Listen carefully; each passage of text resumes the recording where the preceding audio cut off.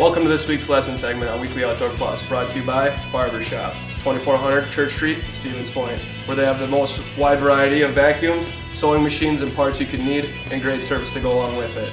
So get your notebooks and pencils out, because it's time for your lesson segment with myself, Jase Hintz, and Weekly Outdoor Plus. Hey guys, Jase Hintz here. This week I'm going to be talking to you guys about the importance of your level on your sight and how to level it, and just how you can use it in your benefit. It's not there, you know, just as a nice little showpiece. It actually does have a great value in how to shoot accurately with your bow. So first off, I'm going to show you how to level it.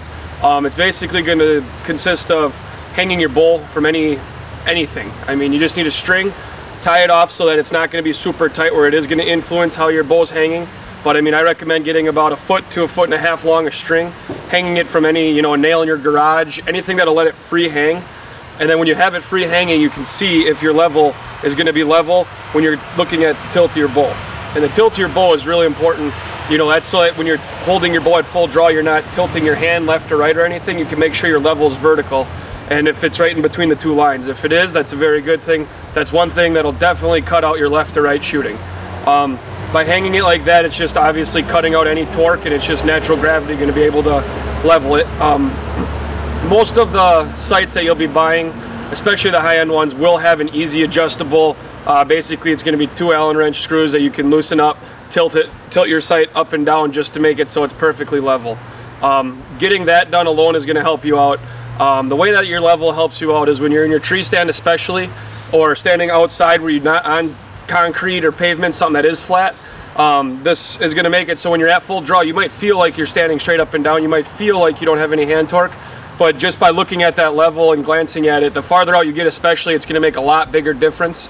An example is when I was shooting for college in Texas, we had about, I would say, 5 to 6 mile an hour side wind coming at us. And all I would actually do is I'd watch my level, I'd start with it perfectly level, aim right on, and take a shot. And most of the time I'd be about 6 to 12 inches to the left, and that's because the wind was blowing from our right side. All you got to do is cant your bow to that first line and aim right on again and see where you hit, and 90% of the time you'll be hitting right in the middle. This was shooting at 70 meters, which is 78.5 yards, which is a little farther than obviously most shooters, but still doing that at 20 yards, you're talking, you know, an inch, which is, you know, hitting the shoulder blade or, you know, puncturing both lungs. That's a big difference. So again, this week all I'm going to be basically emphasizing and telling you to do is, if you have a level on your sight, utilize it, use it for what you can. There's a lot of other ways. There's 3 axes of your level that you can do. I highly recommend just starting out with that one to start, and then you can also make sure that when you're at full draw, your sight's not tilted. That's a really big one as well. There's a lot of different ways to check that out.